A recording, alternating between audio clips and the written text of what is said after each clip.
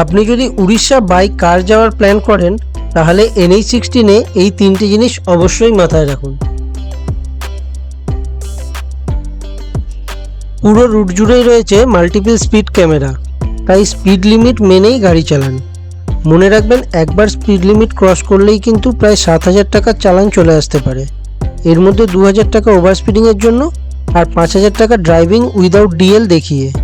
হ্যাঁ, আপনি পরে ডিএল প্রোভাইড করে ওই 5,000 টাকা বাঁচাতে পারেন, কিন্তু সেক্ষেত্রে আপনার ড্রাইভিং লাইসেন্স উড়িষ্যাতে 3 মাসের জন্য সাসপেন্ড হয়ে যেতে পারে।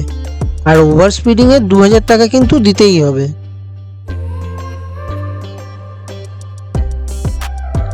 উড়িষ্যার হাইওয়েতে হঠাৎ গরু চলে আসতে পারে বা রাস্তার মধ্যে গরু বসে থাকতে পারে, স্পেশালি সন্ধে হওয়ার ঠিক আগে, তাই একটু এক্সট্রা কেয়ারফুল থাকবেন।